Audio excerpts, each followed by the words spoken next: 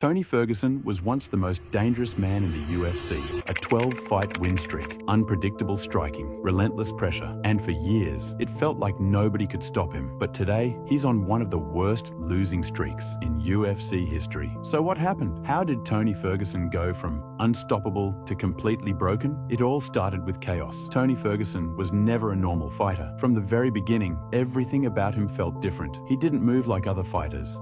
He didn't train like them either. Elbows from impossible angles, constant forward pressure, and cardio that just never seemed to end. But what really made Tony special was his mindset. He didn't just fight to win, he fought to break people.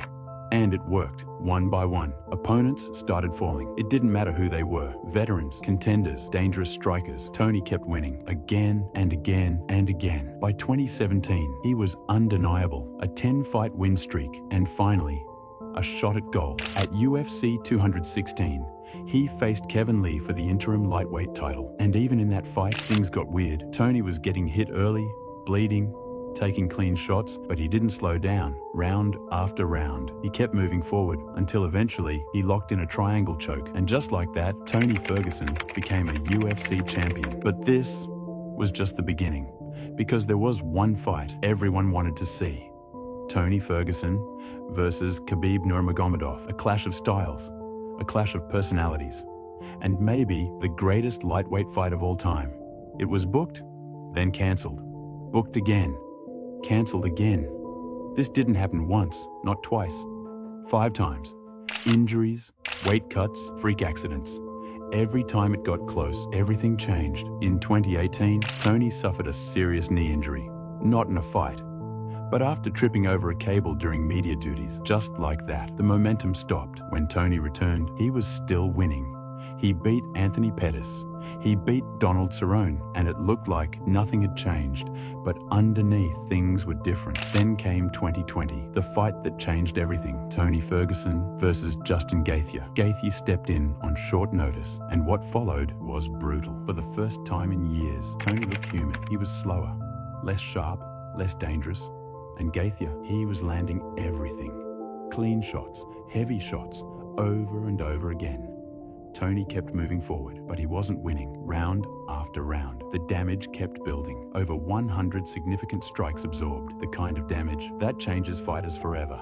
And by the 5th round, the referee had seen enough. Tony Ferguson had lost, but this wasn't just a loss. This was a war. And after that night, something changed. For years, Tony relied on chaos.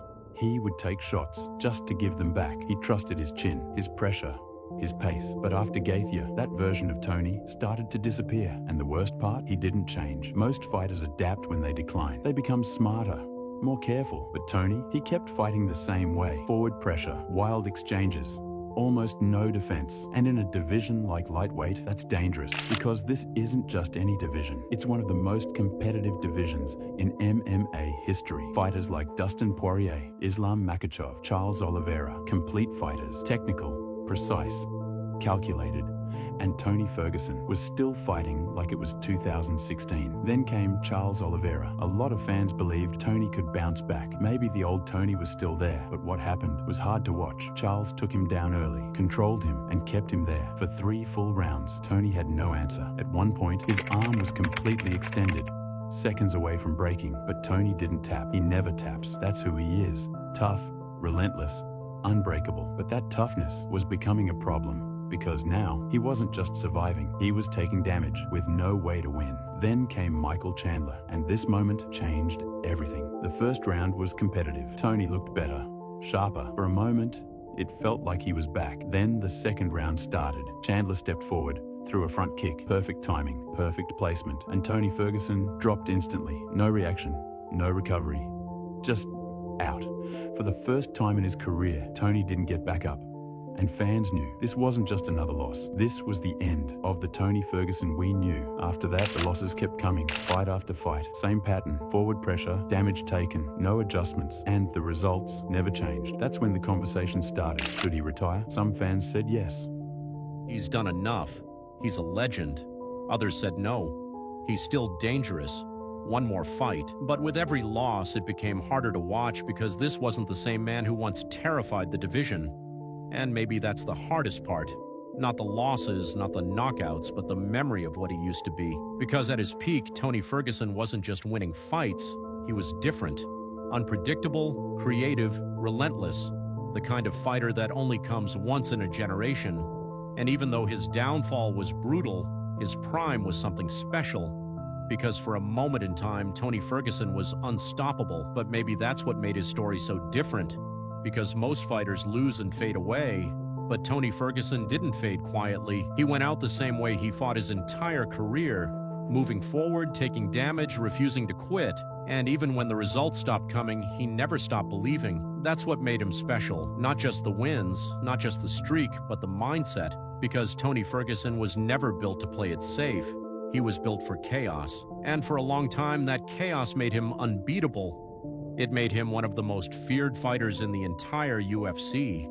And even though his career didn't end the way fans hoped, there was a time when nobody wanted to fight him. A time when champions avoided him. A time when Tony Ferguson was the most dangerous man in the division.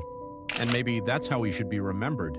Not for the losses, but for the madness, the pressure, the unpredictability. Because at his best, there was nobody like Tony Ferguson, and there probably never will be again.